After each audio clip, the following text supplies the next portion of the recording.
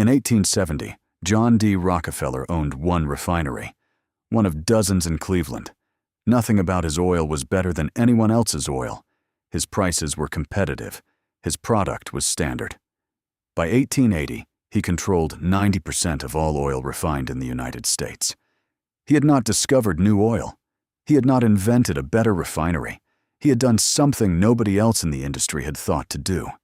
He had stopped thinking about the oil and started thinking about everything the oil had to travel through to reach the market. In 1871, Rockefeller approached the railroads, not to negotiate lower shipping rates for his own oil.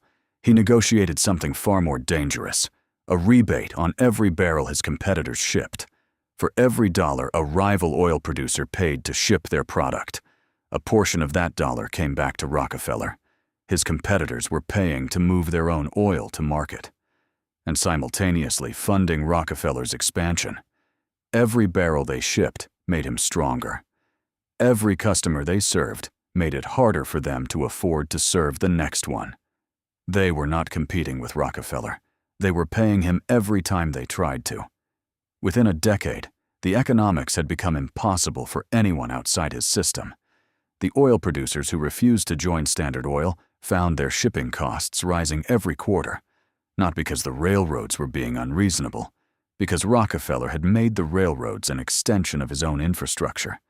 He didn't own the oil fields. He owned the roads the oil had to travel on, and he collected the toll from everyone who used them. This principle did not die with Standard Oil. Amazon does not compete with retailers. It charges every retailer for the shelf space they depend on to reach Amazon's customers. Every sale a third-party seller makes on Amazon's platform, Amazon takes a percentage. Their competitors' revenue funds Amazon's infrastructure. Rockefeller would recognize it immediately. Google does not compete with the businesses that depend on search traffic. It charges them for access to the customers they cannot reach any other way.